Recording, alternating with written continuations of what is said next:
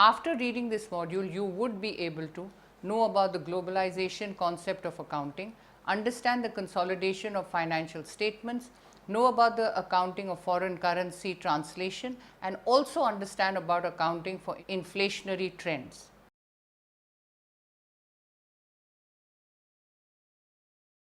Globalization is an intrinsic part of the world trade today. This expanding trade has therefore paved way for altogether more due diligence to reduce the chances of fraud. Therefore, it has been necessary to sync financial and accounting practices throughout the world. This chapter reveals the need for multinational accounting and highlights the reasons for its emergence. Moreover, it also unveils how financial statements are consolidated and the various standards set by international organizations to bring about uniformity in global accounting practices. Towards the later section, it proposes the various accounting process of foreign currency translation and factoring in inflationary trends. Globalization of the concept of accounting. Globalization means interaction and integration with the world. In the recent era, everything is integrating at the world stage like culture, business, trade, capital, practices, etc. So, for the sake of accuracy and consistency in business scenario, it is important to account for the same financial transactions in the same manner across boundaries. Thus, international accounting is required to facilitate the globalization of business practices. The reasons for the emergence of multinational accounting. There are some strong reasons which led to the emergence of the concept of multinational accounting. The first is growth in international business. The enormous growth of world trade and investment has increased the need for more reliable, understandable and comparable data for traders, government and creditors all over the world. Floating exchange rates have further pressed the necessity for better and high quality accounting techniques. Second, growth of global capital markets. Companies can now raise capital from various sources from all over the world, and similarly investors can now go global for their investment portfolios. For this purpose, they seek to make a rational decision by comparing national and international investment opportunities. It can only be possible when the same transactions are recorded and accounted for in a similar manner across boundaries. Third, growth of multinational companies. With the expanding activities and importance of MNCs, especially in developing economies, there is a growing need to have international accounting in place. Such global practices would ease the problems of MNCs at various stages, like appraisal of foreign country for takeover, raising money globally, consolidation of financial accounts of subsidiary with its own, and appraisal of overall performance. Interpretation of concept. Multinational accounting can be interpreted in various ways. Firstly, it refers to the accounting principles and practices of different countries. Secondly, it facilitates the study of financial relationship between the parent and subsidiary companies.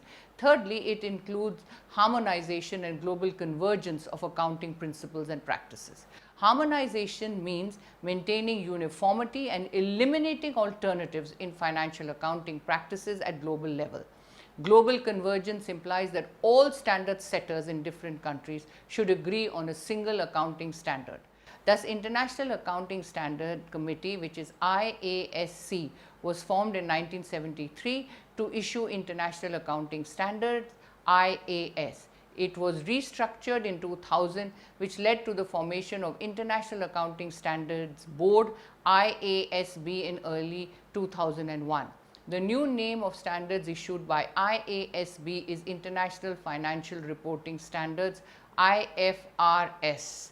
Such international standards allow consistency, comparability of financial data, greater transparency, lower national standard setting cost, and better interpretation of financial position. However, many obstacles stand in the way of development as well as enforcement of these standards. Differences in social and economic scenarios, different levels of development, varying practices, wide gap between various laws prevalent in different countries are some of the reasons for lacking uniformity in global accounting practices. Consolidation of financial statements. Multinational company is composed of numerous and legally separate subsidiaries operating in different countries.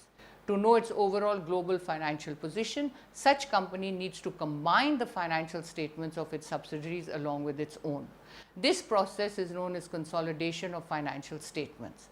These are required to present the financial position and results of operations for a parent, which is the controlling unit, and one or more subsidiaries controlled unit as a single economic entity for general purpose financial reporting. International Financial Reporting Standard IFRS 10. According to IFRS 10, consolidated financial statements are the financial statements of a group in which the assets, liabilities, equity, income, expenses and cash flows of the parent and its subsidiaries are presented as those of a single economic entity. In preparing such statements, an entity shall first, combine each item of parent and subsidiary on line-by-line basis. Second, eliminate the carrying amount of parent's investment and parent's proportion of equity in subsidiary. Third, measure and present non-controlling interest in subsidiary's profit or loss. Fourth, measure and present non-controlling interest in subsidiary's net assets. Accounting Standard AS21. According to AS21, consolidated financial statements are the financial statements of a group presented as those of a single enterprise. The procedure of consolidation includes 1. Adding together each item of liability, assets, income and expenses of parent and subsidiary on line-by-line basis. Second, eliminate the parent's proportion of equity in subsidiary. Third, any excess of investment cost to the parent company over its portion of equity in subsidiary is goodwill. Third, any short of investment cost to the parent company from its portion of equity in subsidiary is capital reserve. Fourth, minority interest in the net income of the subsidiary is identified and adjusted to find net income of the parent. Fifth, minority interest in the net assets of the subsidiary is presented separately from parent's liabilities and equity. Sixth, in case of different reporting dates, necessary adjustments are to be made. In any case, the differences should not be more than 6 months. Provisions in other countries. In the US of A, consolidation is compulsory except when the control is temporary. In the UK also, it is mandatory with few exceptions like misleading figures on consolidation. In Japan, consolidation exemptions are there for relatively smaller subsidiaries having less than 10% of total assets or sales of the parent company. Consolidation techniques. There are two techniques for consolidation of financial statements. One is gross consolidation. This includes firstly adding up of all the assets and liabilities of subsidiary and parent company without taking into account the share of ownership of parent in the subsidiary and then finding the value of minority interest. This value is shown as a liability on the consolidated balance sheet. Second is net consolidation. Under this method, net value of various items is used as per the respective share of the parent company in the subsidiary. Common adjustments for both techniques are, one, that intra-firm profits are excluded, and second, in case of different reporting dates, make necessary adjustments for transactions occurring between the two reporting dates. For example, let's look at one illustration where we have the balance sheets of the parent and subsidiary at the end of the year, which are as follows. So we have rupees as the heading of the first column, we have parent company in rupees as the heading of the second column, and then we have subsidiary, which is the heading of the third column. If we go row wise, below rupees we have assets. Under that we have investment, subsidiary, fixed assets, current assets. And when we look at this, we find that the total under rupees under assets is 70,000 and of the parent company is 650,000. Then we look at the liability. Under this we have share capital and we have reserves. So again, under the end or the total of the first column is 70,000 while of the second is 650,000. So the parent company holds 80% share in the subsidiary. Prepare a consolidated balance sheet as per the gross and net consolidation methods. So the solution is, let's look at the first method 1, which is gross consolidation. Consolidated fixed assets will be 400,000 plus 30,000, which is equal to 430,000. Consolidated current assets will be 200,000 plus 40,000, which is 240,000.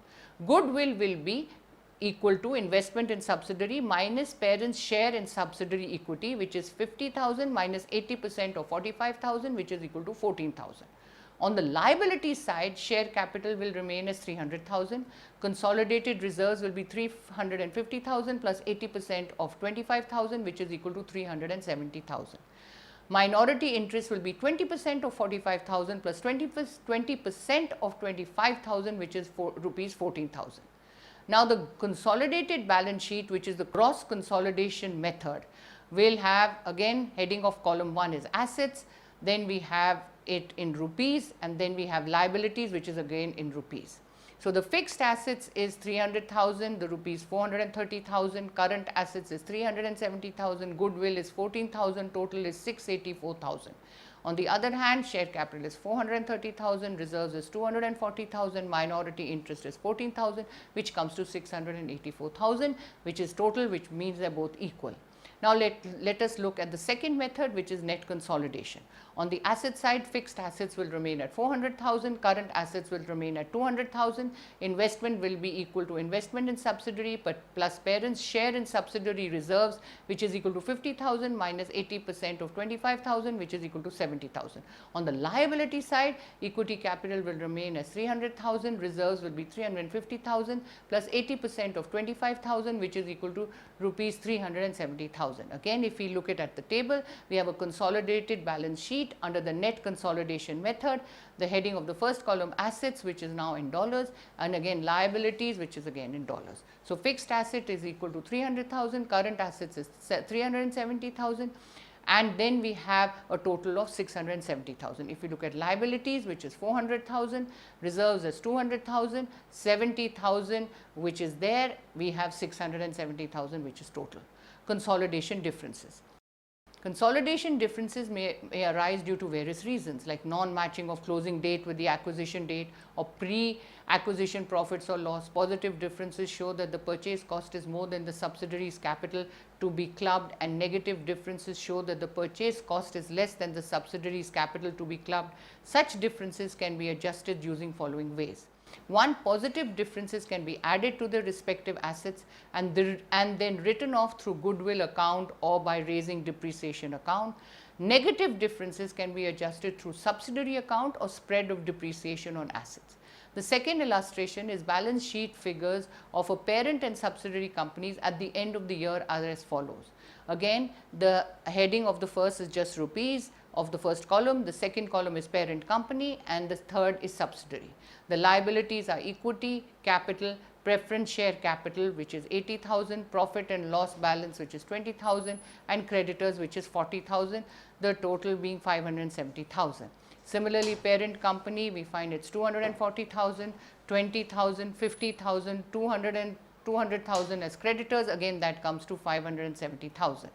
And then we have the share as capital share, which is 100,000. Assets, plant and machinery is 120,000, and then we have 200,000, current assets is 40,000, we have 230,000, cash is 140,000 and 20,000.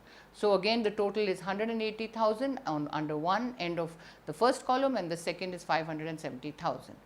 Parent company holds 90% shares in the subsidiary, which were acquired at the rate of 15 rupees per share. The current par value of the shares is 10 per share, rupees 10 per share. Prepare a consolidated balance sheet.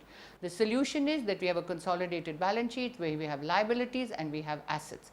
So, we have the headings as equity share capital control, parent preference share capital machinery, parent subsidiary, cost of plant and machinery, profit and loss assets, current, parent and of subsidiary, minority interest, cash again which is of parent and subsidiary, creditors, parent and subsidiary. We get a total of 642,000 under both end of both columns. Note that the total number of shares in subsidiary is 100,000 divided by rupees 10, which is 10,000 shares. Second, calculation of cost of control is 90%, that is 9,000 shares.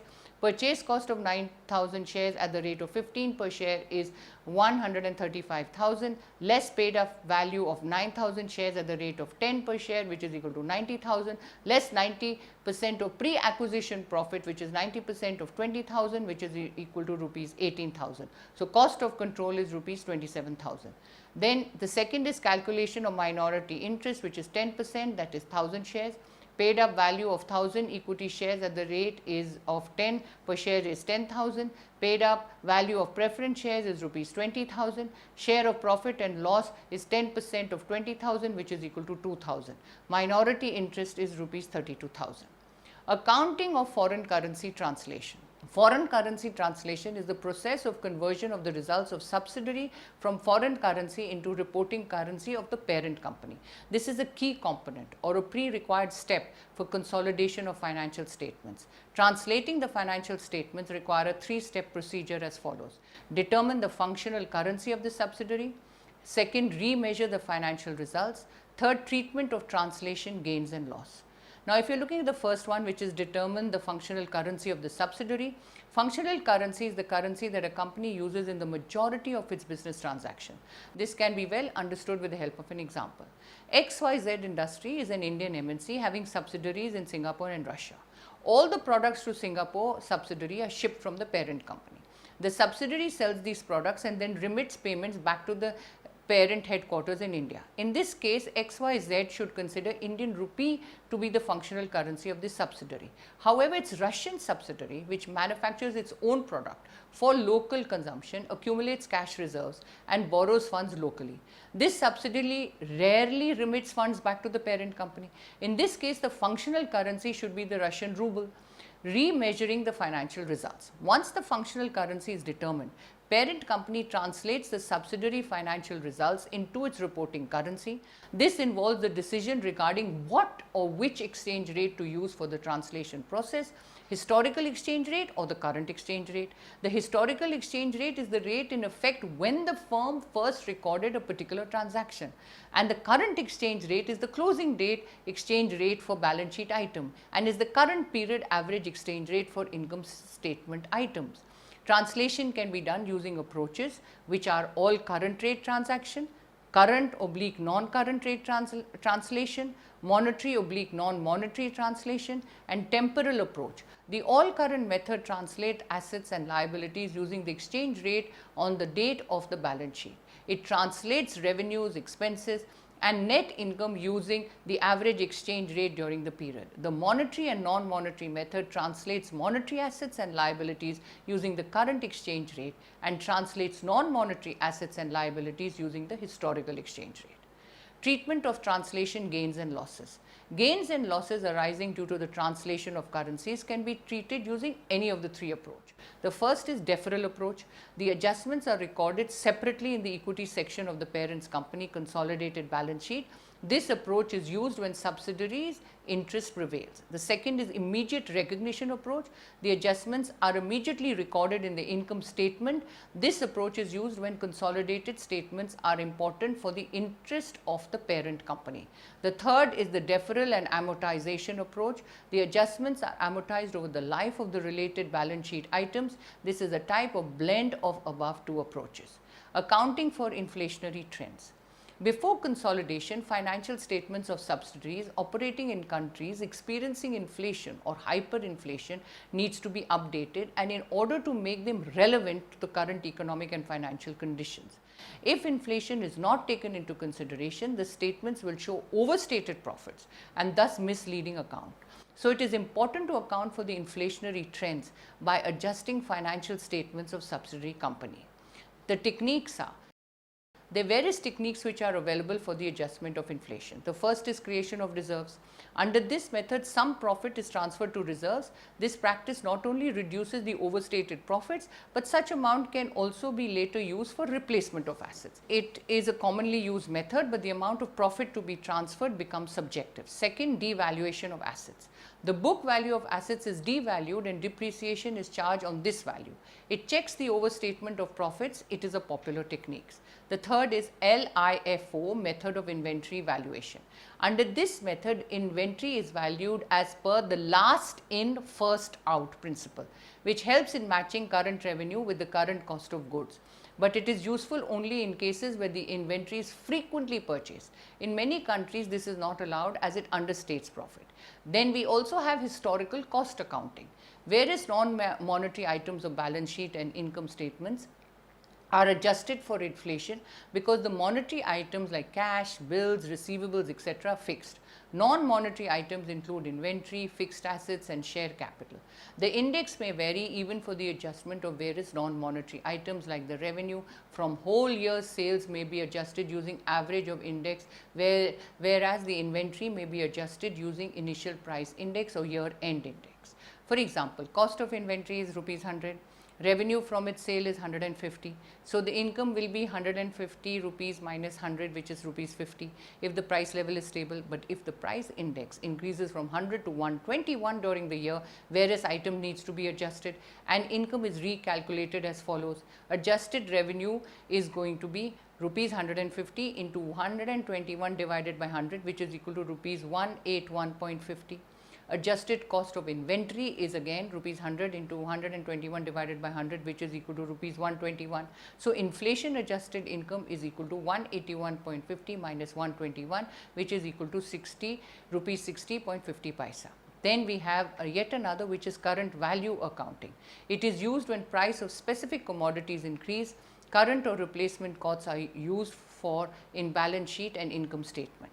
We then have accounting for foreign inflation. In case where the currency translation and inflation adjustments are simultaneously required, two approaches may be followed. Restate translate, which means under this approach, subsidiary companies' statements are first restated to account for the inflationary trends and then converted into reporting currency of the parent. The second is translate restate. Under this approach, financial statements of subsidiary are first converted to reporting currency and then restated for inflation adjustments. Summary: international accounting is required to facilitate the globalization of business practices. Second, reasons like growth in international business, growth of global capital markets and growth of MNCs, etc. have led to the emergence of the concept of multinational accounting. Third, multinational accounting refers to accounting principles and practices of different countries. It facilitates the study of financial relationship between the parent and subsidiary companies. It includes harmonization and global convergence of accounting principles and practices. Third, international financial reporting standards, which is IFRS, allow consistency, comparability of financial data, greater transparency, lower national standing, setting cost and better interpretation of financial position. Fourth, differences in social economic scenarios, different levels of development, varying practices and wide gap between various laws prevalent in different countries are some of the reasons for lacking uniformity in global accounting practices. Fifth, according to IFRS 10, consolidated financial statements are the financial statements of a group in which the assets, liabilities, equity, income, expenses and cash flows of the parents and its subsidiaries are presented as those of a single economic entity. Seventh, there are two techniques for consolidation of financial statements, gross and net. Eighth, consolidation differences may arise due to various reasons like non-matching of closing date with the acquisition date or pre-acquisition profit and loss. Ninth, positive differences show that the purchase cost is more than the subsidiary capitals to be clubbed, and negative differences show that the purchase cost is less than the subsidiary's capital to be clubbed.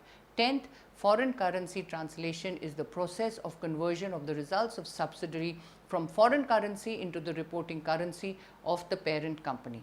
This is the key component or a pre-required step for consolidation of financial statements. 11th, translating the financial statements required a three-step procedure. 1, determine the functional currency of the subsidiary. 2, remeasure the financial results. And 3, treatment of translation gains and losses. 12th, before consolidation, financial statements of subsidiary operating in countries experiencing inflation or hyperinflation need to be updated in order to make them relevant to current economic and financial conditions, else the statements will show overstated profits and thus misleading accounts. 12th, various techniques available for the adjustment of inflation include creation of reserves, devaluation of assets, last in first out, LIFO method of inventory valuation, historical cost accounting and current value accounting. 13th, for cases where currency translations and inflation adjustments are simultaneously required, two approaches may be followed: restate, translate and translate, restate.